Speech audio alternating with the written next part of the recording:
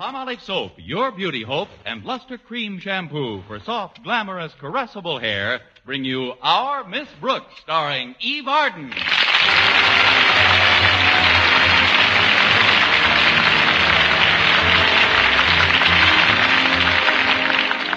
Our Miss Brooks manages to keep pretty busy teaching English at Madison High School.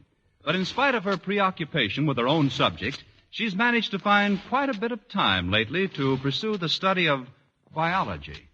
One thing is certain. I've spent more time pursuing the study of biology than the biology teacher has spent pursuing me.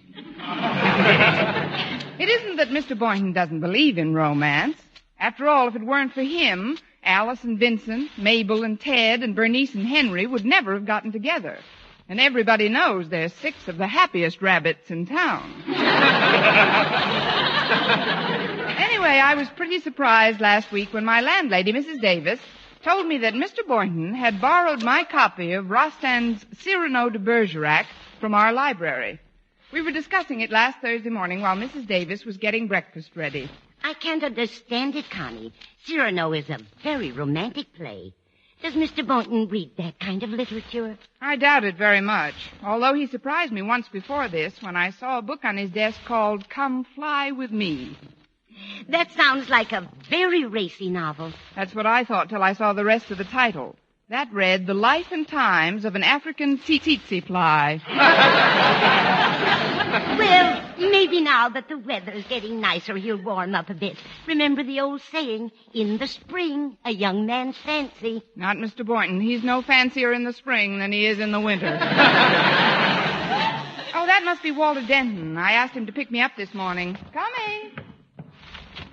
Oh, come in, Walter. Thanks, Miss Brooks. Come on into the dinette. I was about to have some breakfast. Will you join me? No, thanks, Miss Brooks. I couldn't eat a thing. Not the way I feel. What's the matter, Walter? Are you ill? Well, not physically. Mentally? No, not mentally either. I guess it's what you'd call spiritual mal de mer. You know what they say? When love enters the heart, appetite flees the stomach. Who says that?